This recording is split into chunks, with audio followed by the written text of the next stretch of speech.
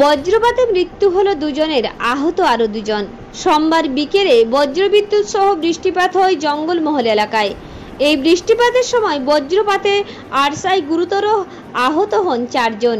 স্থানীয় বাসিন্দা ও পুলিশের তৎপরতায় তাদেরকে সিরকাবাদ ব্লক প্রাথমিক স্বাস্থ্য কেন্দ্রে নিয়ে যাওয়া হলে চিকিৎসকরা 2 জনকে মৃত বলে ঘোষণা করেন।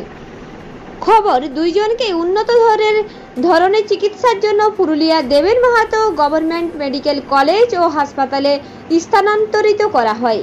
জানা যায় ওই মৃত 2 যুবকের নাম রাহুল কুমার ও প্রিয়রঞ্জন মাহাতো। আহতদের নাম যুধিষ্ঠির কুমার ও সুরেশ কুমার।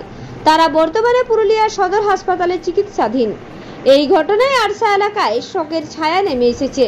স্থানীয় সূত্রে জানা যায়, কাজ থেকে ফিরে গ্রামের পুকুরে স্নান করতে গিয়েছিল ওই 4 যুবক। তারপর ঝড় বৃষ্টি শুরু হয়। তারা একটি গাছের তলায় আশ্রয় নিয়েছিল।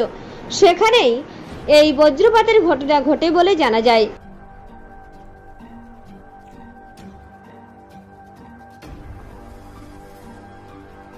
আরসা থেকে নয়ন কুইরি রিপোর্ট, রূপসী বাংলা মিডিয়া।